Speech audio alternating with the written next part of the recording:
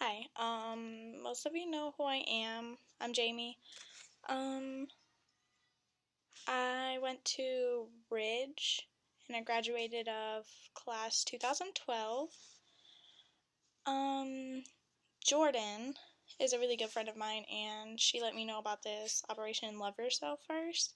And I think it's really, really, really great because a lot of us girls have struggled a lot in our lives. Not only just girls, but people in general, I guess you could say. And where do I start? Oh gosh, I have a list. Mm, well, in 8th grade, my parents decided that they would be separated, and my mom called it because she was unhappy with my dad. It wasn't something that hit kind of like it hit hard, but me and my brother knew it was coming. There was not a lot of fighting, but when there was fighting, it was like really, really bad. And I remember one night we were sitting at the table, and all of a sudden they just started arguing about something, and my mom just throws a pan. And basically at that point I just knew that it was just over with between the two of them. And then it was kind of a game back and forth until up to maybe my 10th grade year. And my mom would want to be with my dad at one point, and my dad would want to be with my mom, and it was confusing. And they tried to see other people, and it just, I don't know, they never really have settled with anybody else, I guess. But then also in 8th grade, I was struggling a lot with being anorexic, and I was in this club called FCCLA, I think was the name of it. It was an after school cooking program, and my best friend from kindergarten and I were not getting along. So we made like hamburgers and something, and all I wanted to eat was like a little bit of salad. And she called me out in the middle of everybody and was like, "Why aren't you eating?" And I was just like, "I just want to eat a salad."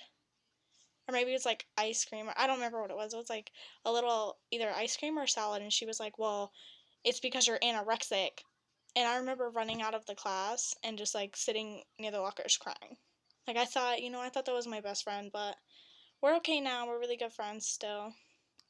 I guess that's okay, but it's really hard being bullied, I guess, and trying to fit in perfectly. Um, Dealing with anorexia isn't something that should be taken lightly. It is a serious thing. And I remember waking up every day like, dang, I don't like how I look, or I really need to lose weight. Why can't I lose weight? Even if I'm dieting, why can't I lose weight? And it affected me a lot. And yeah. And also because of everything that was going on with my parents' divorce, I related to cutting, and I'm not gonna sit here and tell you that it's something that I'm proud of. It made me who I am today, and I was struggling with cutting for 5 years. That means 8th grade, 9th grade, 10th grade, 11th grade, and 12th grade. And I actually, the last time I cut myself was October 30th of 2012. And I remember having maybe 60 cuts on my arm. Like I just attacked my arm with a razor, and I went to the guidance counselor, and I was like, I think I'm gonna like be sick. I can't, like, I'm really dizzy. I've lost a lot of blood. And we were really cool. Like I could talk to him, and he suggested that I called my dad. Well, my dad is not an easy person to talk to. So instead I called my mom, and I told her, and I sent her a picture. So she talked to my counselor and was like, she needs to go to the hospital. This isn't, you know, stuff like that. Well, at the time, my mom was living in Tennessee, so I wasn't 18. I couldn't just go to the hospital and be like, I need to be seen. it wasn't like that. You had to have a parent with you. The only parent that I had here was my dad. So my mom called my dad, explained the situation, and all he had to say was, why would someone cut themselves? That's stupid. Back whenever I was a kid, we just cried. If we were sad, we didn't lead to anything else. And basically, all he had to say was, that's stupid. I'm busy at work. Like, he could take off work anytime. So that really hit me. I remember because of the issue legally, my counselor has to go to my principal. So I went to the principal, and she didn't exactly like me. And so it was kind of awkward. And so I just avoided it, and I ended up just going home. And it was really awkward. I avoided seeing my dad. Yeah, if you're dealing with cutting yourself, please speak up. It's not something that's okay. I actually have, it's been a while, and I celebrated 1 year being clean, and it was tough to get to a year. I won't lie to you. It was very, very tough. And in January of 2012, I texted my friend, and I was like, hey, I need you to text my mom and tell her that I'm not okay, that I have the feeling of suicide and other things like that. There was just a lot going on at the time, like a past relationship, and then my father's drinking, and word abuse just wasn't mixing. And so my mom called me and was like, hey, are you okay? And I was like, no. I was like, is there any way that I could go somewhere to get help? Again, I wasn't 18, so it's not like I could just go check myself in somewhere. And so I got up and I locked my door because my mom was going to call my dad to let him know what was going on, to see if he can at least take me somewhere and sign for my papers. And whenever she called him, he was drunk, of course, as always. And he was like, oh, she's stupid. She'll be fine. She just needs to sleep. And stuff like that. And so that really hurt. So my mom called me back and was like, your dad doesn't want to do anything. He says that it's stupid and that it's pretty useless, I guess. And he didn't believe that I was wanting to take my own life. So my mom asked if she wanted the police to come and get me and take me, and I said yes, because I really needed help, and I had never asked for help before, ever. So it was a really big step for me.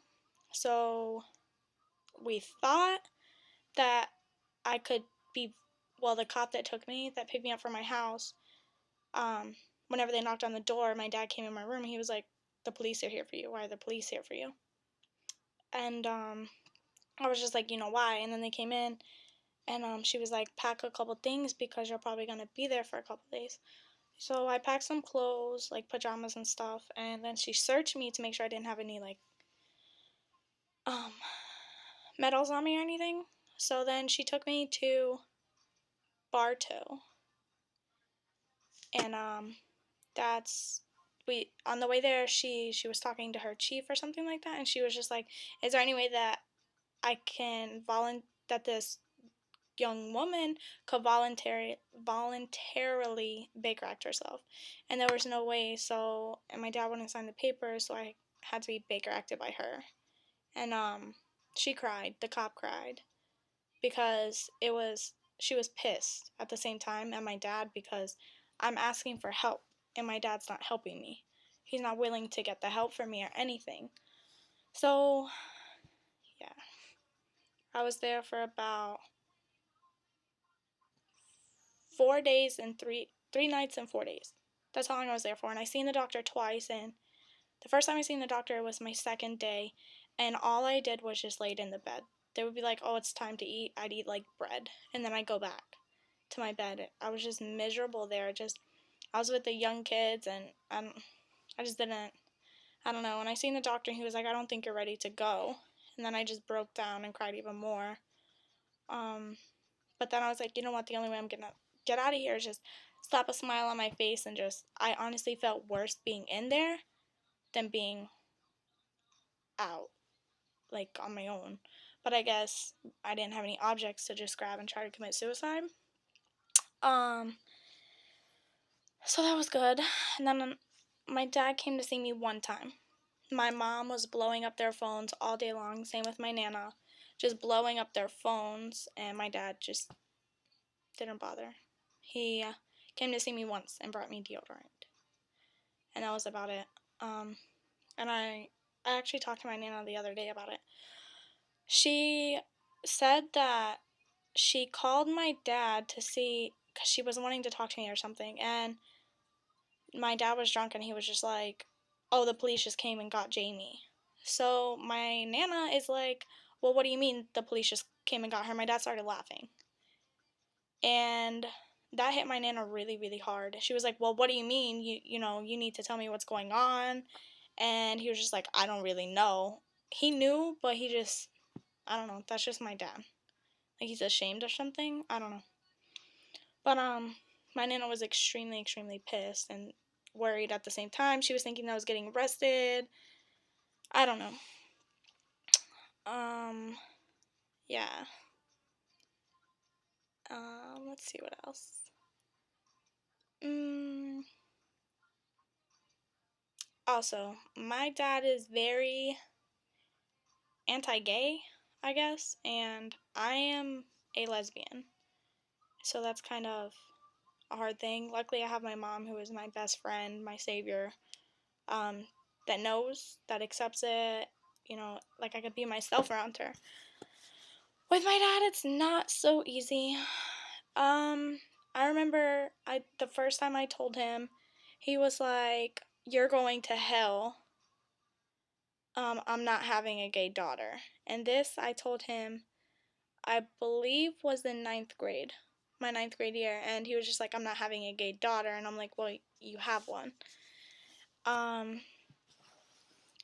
he didn't really, and I haven't brought it up since, which I plan on talking to him soon about it and telling him, "Look, I'm happy with who I am. I'm happy with who I'm with, and everybody in my family knows that I am gay, except for, like, he knows, but he just doesn't want to accept it, but I feel like I need to bring it up, because I do have an important person in my life, and I am recently engaged, so, I'm happy, and I just want him to either be there or not be there. I need to stop relying on him for things if he's not going to be there, like, if he's not going to accept who I am. It's not easy if I don't have my dad in my life, but I know that I can, it'll be hard, but I would rather have somebody accept me than, like, I don't know how to explain it. I'd rather have somebody accept me rather than not know who I am and just pretend like I'm this straight person. And yeah. And I'm glad. I'm really happy, actually. I've learned a lot to love myself. And that didn't come until my wonderful fiance named Alma came along. She's great. And it was hard in the beginning for me to, I don't know, it was weird with our relationship because she had just ended a 6-year relationship and I was still kind of hung up on a 2-year relationship. And, but it worked out, and she actually helped me a lot with a lot of things. A lot, especially getting to 1 year. That was a big deal for me. And insecurities. I used to have really long hair, maybe like a little bit past my boobs, and it was bleach blonde, and then I decided to cut it all off. And okay, This is really big for me. My whole high school year, I would have my hair down every single day. There was not a day that my hair was not down. Like, even for PE, I would put my hair down. One of the reasons why I quit playing softball was because I couldn't have my hair down. And that was because of that. I was just so insecure. And I was like, well, I was bullied in middle school about my mole. And I was afraid that, going into high school, I just wanted to have some cool friends. I wanted to, fit in.